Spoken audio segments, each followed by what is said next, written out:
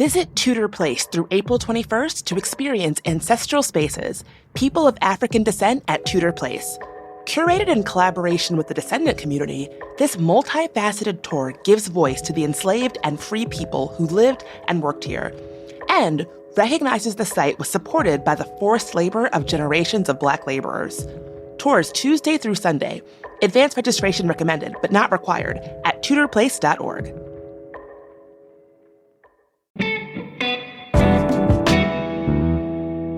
Today on CityCast DC, we are talking about a couple of bills in the DC Council, one that is supposed to fight crime and another that deals yet again with the issue of restaurants and tips and service charges.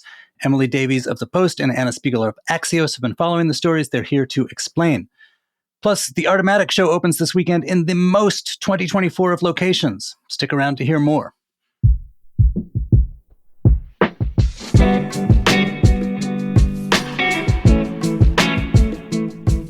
Today is Friday, March 8th. I'm Michael Schaefer, and here's what DC is talking about.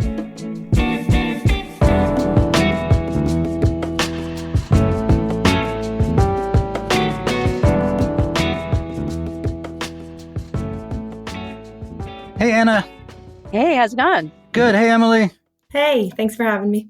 Good to have you. So the issue that all of DC, or at least all of my DC, is talking about today is the latest skirmishes in Virginia about the funding that will either cement the move of the Capitals and Wizards across the river or scuttle it. We're going to be talking about that next week, and we hope everyone listens. But this week, the things that actually happened that weren't a bunch of legislators engaging in complex bank shop politics. One of them was the big passage of the Secure DC bill, which the top line is this is supposed to fight crime. It rolls back a number of police reforms and boosts some penalties. Emily, you covered this for The Post. You had a really great sort of recap of how the District of Columbia in 4 years moved from embracing police reforms to shunning them. Can you sort of give a sense of both of the bill and of sort of how we got here from there? Yeah, that's a great question. And as always, it's quite complicated. Dang it. I want it to be simple. I know. Me too. I'll start by saying that this bill that passed, I would say, includes a number of adjustments and walkbacks to certain pieces of legislation that the council passed in 2021. But I wouldn't go so far as to say the pendulum has swung all the way back to where we were before George Floyd was murdered. I mean, the mayor has said it's a swing back toward the middle. I think some people would agree with her, others would disagree with her. But I think there at times might be a misconception that we've gone all the way back to where we were 20 years ago. That is not necessarily true, though there are some provisions in this bill that people point to and say, hey, we have not seen drug-free zones, for example, for quite a long time in DC. So at a high level, this bill came to be and passed nearly unanimously, in large part because of where we are with crime in DC. We had an epically bad year last year where we had more homicides than we'd seen since 1997. And the council fielded a lot of anger about that from residents who don't feel safe, some who've been victims of crime themselves, some of who've lost relatives to crime in DC, and they want to know what the council's doing. And they point to some of those measures that they passed in 2021 to say, hey, you passed these bills, and now look where we are. That's the public reaction. And that's something you reported on there, hearing this when they go out to meet constituents and stuff. Do actual crime experts, insofar as anybody understands why crime goes up or down, think that any of those 2021 measures boosted crime or led to this spike? There's a lot of debate there among really smart people who study this issue because making causal links is really complicated in a city as dynamic as DC is. A lot of experts who study this issue say, hey, more incarceration does not make people safer. There are a lot of studies that show the long-term effects of incarceration can actually be counterproductive. In the same vein, others say, hey, DC's gone a bit too far in the direction of lenience. So maybe there is some truth to putting in place some measures that address this feeling of impunity that some people may feel in DC, that they can commit crimes and get away with it. So I would say that there's just not a consensus yet, which is part of what's scary in some ways about passing a massive piece of legislation before we really have answers on what works and what doesn't work. So, Anna, you are a DC resident. You also have covered restaurants for a long, long time, meaning you cover sort of a prototypical small business that depends on foot traffic and also, needs its own security. What do you personally make of this, and what are you hearing? Well, I know crime has been a big issue in the dining community, especially in certain neighborhoods. You hear a lot about crime on H Street impacting businesses, and there's been a wave of closures there. I've definitely heard of restaurateurs saying they're seeing fewer people coming in from the suburbs because there is this worry of crime in the district. One of the interesting aspects is you see a lot more restaurants, independent hiring expensive private security to be there as, kind of a watch to make patrons feel safe. So much of the reporting on this, so much of the public demand, that's some of the stuff that Emily, you've chronicled, involves a kind of like theater component, right? Which is you have the security guard outside. I don't know if that makes it any less likely that you get jumped on your way to the car after dinner, but it makes people feel good. And similarly, one of the claims about this bill was that there was a sort of, the public wanted to see some action, so they ordered up some action. But can we dig into a couple of the things? Because, I was struck by people in progressive circles, people in the media. And so we've been discussing this as a very controversial bill and so forth. But if you look at the vote results, no votes against. Insofar as the general public, or at least their elected representatives go, it's not particularly divisive at all. But there were a couple of things in there that I think are kind of tells where there were efforts to make changes at the last minute. One involved, they want to boost or lower the threshold for what constitutes felony theft from something worth $1,000 to something worth $500. And there was an amendment to undo that, to make it so that it stays at $1,000. What happened there? And what were the arguments, and what wound up happening?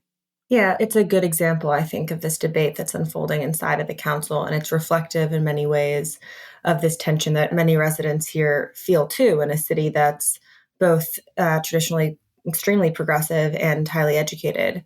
So Councilmember Janice Lewis-George made a really passionate argument against decreasing the felony theft threshold from $1,000 to $500. She said that it would not prevent theft and would just give more people felony records, which sort of gets to the heart of this debate in many ways. How do we balance both wanting accountability and also wanting people to have a chance at a better life, even if they've committed a crime of some sort? And that's really complicated. So her amendment instead sought to make it a felony if somebody committed more than one theft in a 6-month period of items costing more than $1,000 total. Well, Councilmember Pinto argued against this. She led this omnibus bill and basically wanted to see that felony threshold lowered. She thinks that property crime is a big issue in DC. She's been hearing a lot, Anna, as you said, from business owners, from people who have a lot of power in DC. DC needs to keep its business owners relatively happy, to have thriving commerce and a happy public. But ultimately, Pinto lost that argument, and that amendment put forward by Janice Lewis-George passed. So the knock on that amendment was, listen, what they're doing is saying you get a get out of jail free card so long as you steal things less than $1,000. And if we want to have stores, pharmacies, retail in our neighborhoods, it's better to not scare them off by saying we're going to let people get away with ripping you off for less than $1,000. So Councilmember George, her argument back was no, the problem is that these lesser misdemeanor arrests are not being brought to court, not being prosecuted. What she wants to do is incentivize them to actually bring these cases. What do you do to do that? Yeah, the U.S. Attorney's Office basically saying that they did charge nearly 900 people with theft last year. There's some debate about those numbers. The Sentencing Commission shows slightly different numbers. So first of all, there's disagreement on the basic facts of the case. And then, the prosecutor's office over the last year especially has fielded a lot of blame for the rise in crime. The U.S. Attorney's Office is in many ways on the defensive because they want to show that their prosecutors are doing their jobs. And there are a lot of other factors that determine whether these cases go through, and in large part, whether they think they might actually win them. It's a tricky one. And I think it sort of comes down in some ways to how much we want to prioritize stopping property crime at the cost of potentially locking a lot more people up. And I think that there's legitimate disagreement about that question. The other place where there were sort of last minute disagreements was on this question of DNA collection, which stirs a lot of privacy concerns and Orwellian stuff. What happened there? So in the initial version of SecurityC, Councilmember Pinto wanted a provision in there that would have expanded the collection of DNA evidence. So now, upon arrest, police can take DNA. Prosecutors and Pinto's office say that a lot of other cities have this practice in place, but other council members really took issue with that and said, DC, unlike many other cities, is majority Black and people of color. And it's those people who are disproportionately affected by policies around crime, and the sort of surveillance privacy issues here are super concerning. And it was Councilmember McDuffie who led an amendment, at first successfully, to remove that provision. Councilmember Pinto came back with a compromise, basically saying that DNA will now be collected if somebody is charged with a violent crime or sexual assault and a judge finds probable cause. So honestly, from my perspective, it was some legislative chops from her, and that amendment of hers passed. I know we got to move on, but one sort of last question, which is, for years we've heard about there's a divide in the council between a progressive bloc and a more centrist bloc. The progressive bloc has taken a lot of crap for the allegedly being responsible for the rise in crime. What does this vote and the process that got us here tell us about where the council stands and who our council members are? So I chatted with Chairman Mendelson the other week, and he said to me one of my favorite quotes in a long time, which basically is that all the public pressure from Congress, from residents, from business owners, from the media, from people in, all the noise coming at the city council saying, hey, you're not doing anything to address crime, has made them, quote, ornery, on edge, and difficult, which I thought was pretty funny for a number of reasons. And then he straight up says this is not the same council than the council we had 4 years ago. So I think that speaks actually to the reality in some ways more than this divide, is that the council itself has shifted slightly. I think the fact that this bill passed with only Councilmember Tran White voting present sort of solidifies that shift. I love ending a segment on a Mendo quote. Me too.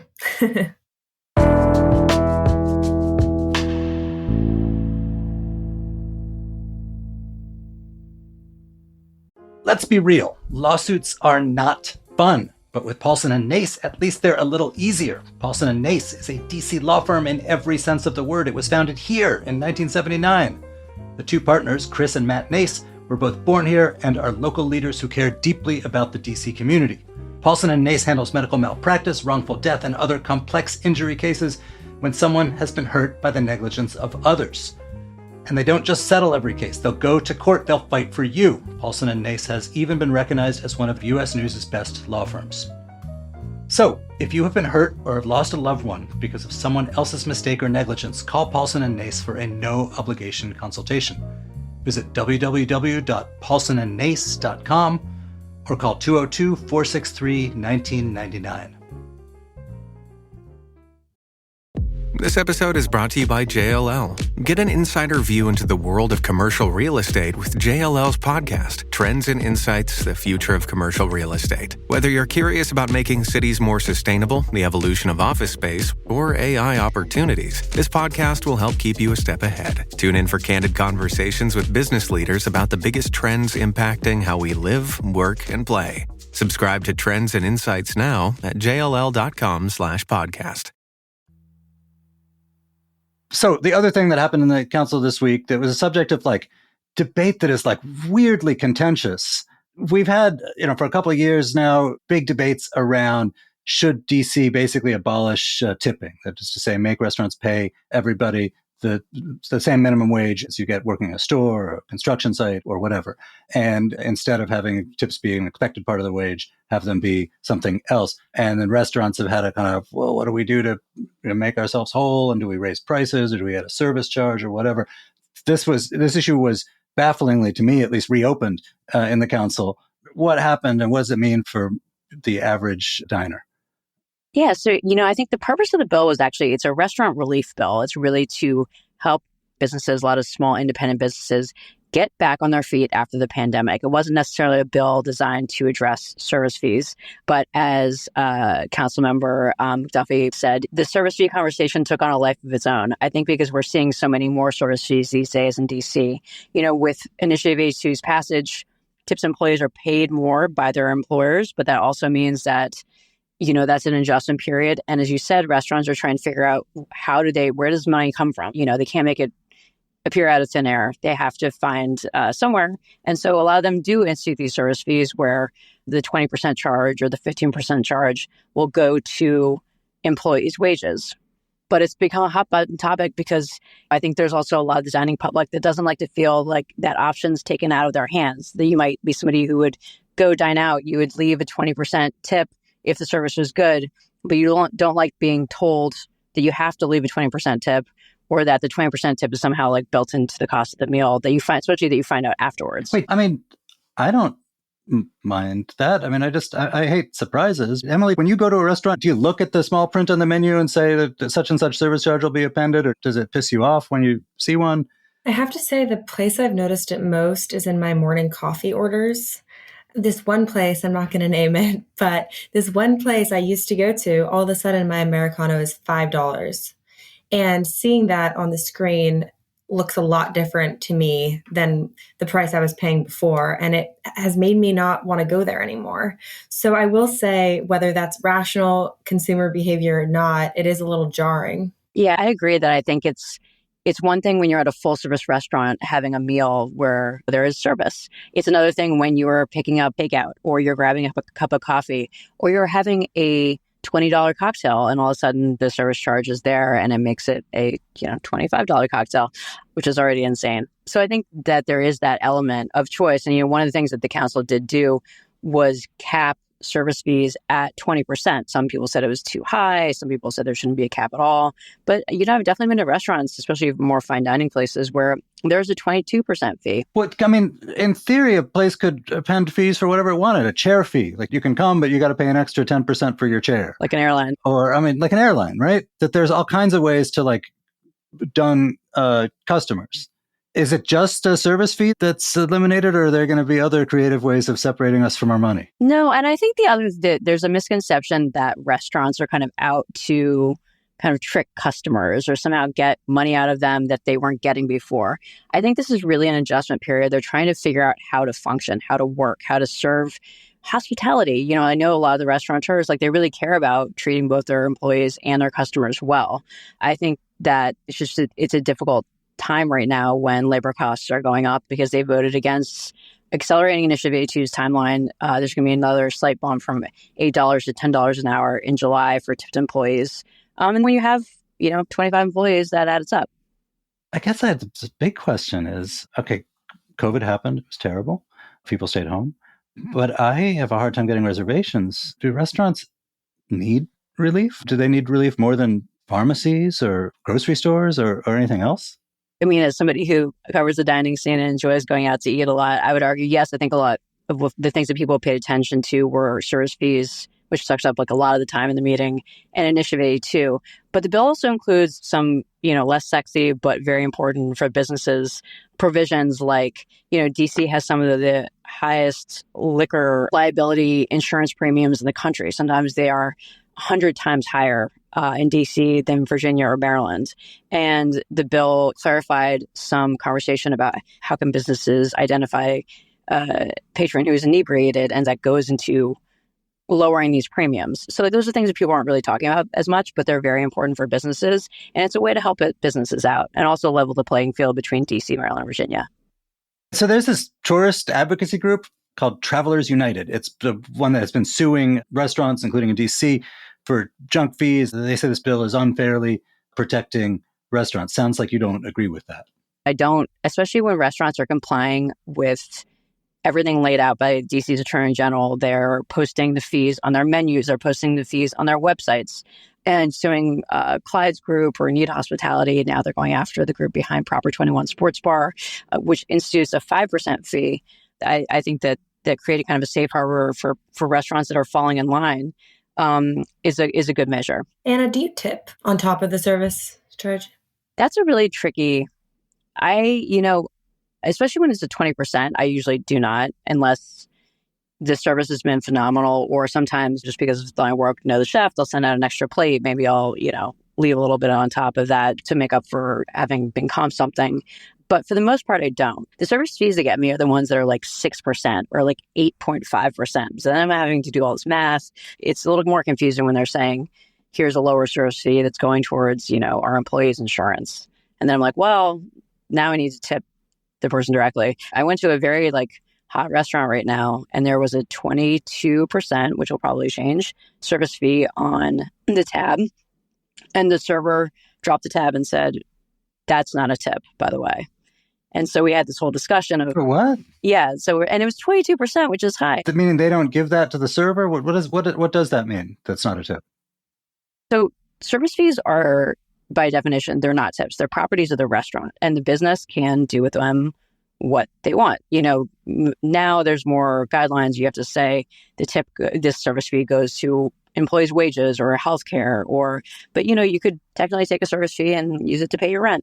And so what this restaurant was doing was saying, okay, I think the service fee is supposed to go towards employees' wages, but it's kind of spread out among the pool of employees. And then the tip goes directly to your server who's on that table. And so they had a line saying, do you want to add 1% more, 2% more, 5% more for your server? But by the end of that, you could be tipping 27 or 28% on a meal, which is a lot. And I don't think most people would do that, on an average meal. It literally changes the taste of Emily's coffee. Yes, exactly. It does.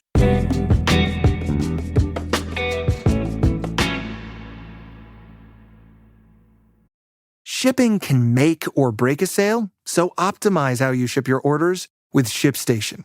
They make it easy to automate and manage orders no matter how big your business grows. And they might even be able to help reduce shipping and warehouse costs. So optimize and keep up your momentum for growth with ShipStation. Sign up for your free 60-day trial now at ShipStation.com and use the code POD. That's ShipStation.com with the code POD. Taste the Mediterranean through March 19th at Whole Foods Market. Save on animal welfare certified bone and beef short ribs, sustainable wild-caught sockeye salmon, and more. Find sales on Parmigiano Reggiano, charcuterie and ground lamb. Grab an olive boule bread from the bakery. Plus, wines from the Mediterranean start at just $8.99. Taste the Mediterranean now at Whole Foods Market. Must be 21 plus. Please drink responsibly. So, yes, on this pod, people have heard me talk a lot about sort of the future of downtown and the shape of downtown and what are we going to do in a situation where we've got all of these sort of unattractive 1960s and 70s and 50s office buildings that people don't seem to want to come into the office in. And there's been a lot of proposals. Can we turn them into housing? Can we turn them into university outposts? The mayor rolled out a big proposal last week. Something that's probably not able to be the economic driver of DC's future, but seems really cool to me, opens today. The Artomatic, it was the 25th anniversary. Artomatic takes over an empty space and stages art shows and events and stuff for 6 weeks, beginning March 8th. But it is happening in a disused office building, 21st and M, this year. And I haven't been to an Artomatic in years, but I really want to go because if you go to their site, you get a sense of how cool it looks. But also, we've all heard about art shows in warehouses and whatever. But in one, the most DC of spaces, and two, the most really troubling for the future in 2024 of spaces. And I don't know. I'm gonna go. I hope you guys should too. Yeah, it looks cool. I was reading about they have a recreation of a funeral home viewing room, and you can hop in the coffin and see what that was like. It sounds interesting. It's dark. That's that too is very downtown in 2024, unfortunately. Exactly. Exactly. No, but I love the idea, you get the great piece about, on the downside, DC is feeling like it's returning to 90s in terms of crime, but maybe it's returning to 90s in terms of art spaces and kind of cool, funky things to go to. So, it's funny. So much of like cool art space and like, when DC had a really killer music scene and stuff, a lot of it was predicated on real estate values being very low in a lot of places. You could rent a house with a practice space in the basement, or you could have a club and no one was going to complain about the loud noise next door because next door was abandoned or something like that. And you don't wish that on any city, but insofar as there's possibly some fringe benefits to the troubles downtown, maybe art is one of them. It is unfortunately probably not a thing that can revive an economy, though. Yeah, but it is interesting. You see a trend with this, with like, remember Blind Wino when they took over that church? Yes. And kind of painted Technicolor, had really cool exhibits. And I was talking with Ian Callender, who runs all the Sandlots around DC, and his vision has always been, you take these underutilized or abandoned spaces, set up something cool there temporarily to kind of activate them. Even like, the Sandlot Georgetown, it's going to be old gas station. It's going to be redeveloped into probably condos or something like that. But the idea is to, let's bring in go-go music and, chefs and food trucks and make this attractive for a short period of time instead of just having this kind of empty eyesore. Anyway, that is now March 8th until April 28th, Wednesdays through Sundays, 2100 M Street Northwest. Be there. Anna, Emily, thank you guys for being here. Thank you so much. Thank you.